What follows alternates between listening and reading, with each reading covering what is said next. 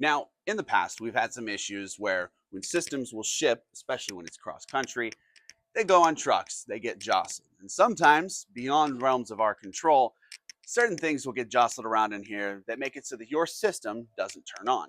Now, I'm gonna show you what it sounds like, and I'm gonna show you the process in terms of fixing or resolving said issue. System turns on,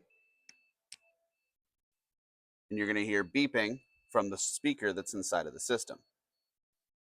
Now, if you're getting something like that, the first thing to do is either fully unplug this or hit the power switch right here.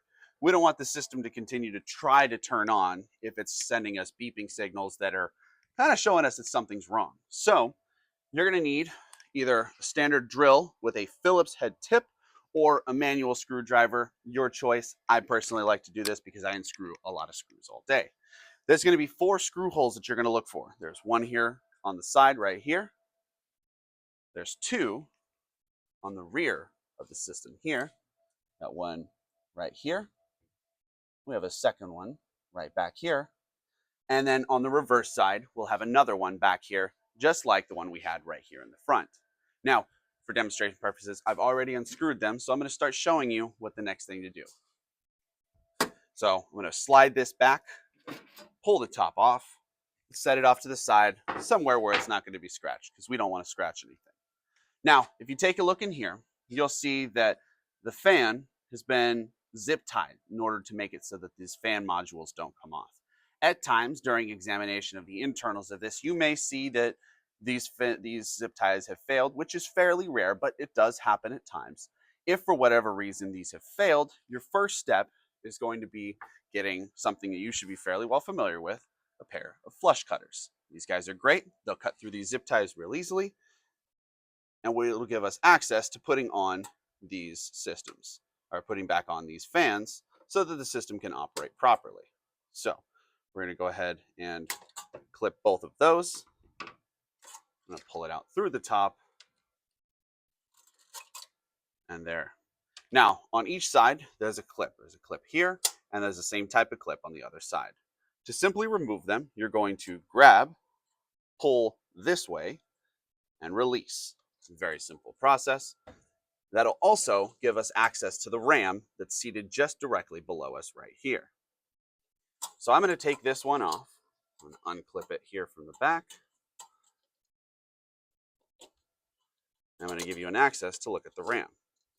Now, we're just going to take this guy and set it off to the side, and I'll show you how to put that back on momentarily. If for whatever reason you're getting the beeps that we were getting before, the first step I wanted you to do is take out the RAM sticks. There's a tab that's right on the far end, all the way back there. You'll see on the opposite side of the RAM, there's a little pull tab, and you're going to push that guy outward. So if I push that outward, I should be able to then pull on the RAM stick from one end and remove it from the system. And I'm going to do the same for the other system on the other side, and also remove that from the system. From there, we're going to reseat these RAM sticks back into the system. Make sure that you are aligned properly with this system, so the sticker should be facing towards the inside of the process, to where the processor is. And we're going to line it up with the gray slots on this system, not the black slots. The black slots do not work unless it's a 4 RAM stick configuration. For a 2 RAM stick configuration, you're always going to put it in the 2 gray slots. So I'm going to line it up with the gray slot here and the gray slot right here. I'm going to press it in with 2 fingers, making sure that it is fully clicked into place. This can be a slightly delicate process, so if it takes you a moment to do it, don't worry. Slow and steady wins the race. Fast is where you start breaking things, and that is just not worth it. So we're going to get this guy seated into this slot here.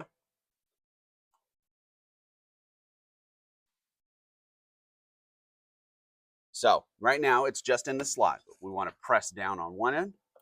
You're going to hear a click. Press down on the other end, and a second click. We're going to do the same for the second stick here. Take that guy, put that in the slot here on the end first, and then on the front.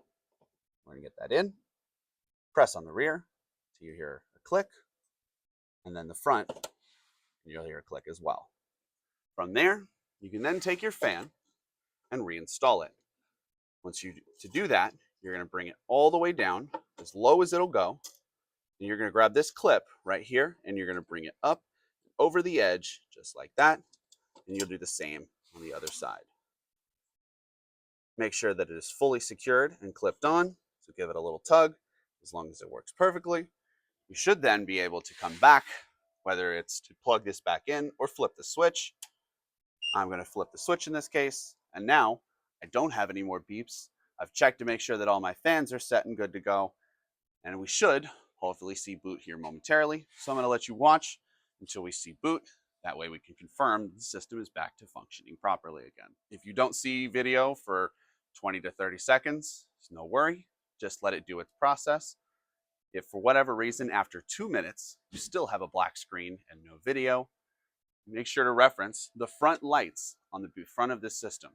You'll see all the drive lights will be there, and this will either be a fast flashing or a slow flashing. If it is slow flashing, it is in the boot process. If it is quick flashing, it's in kind of an in-between state.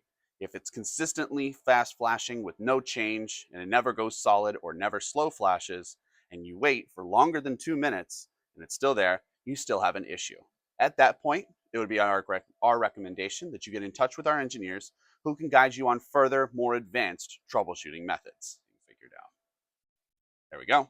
So like I was showing you before, we were having a little bit of a glitch in between it being able to see it because, again, it was a black screen, and we still have that onboard video module plugged in to the motherboard. So sometimes you may have to, if you're still at a black screen, press that Windows and P key at the same time, and it'll pop up the little dialog on the bottom right corner here, which will show you PC screen, duplicate, extend, and second screen only.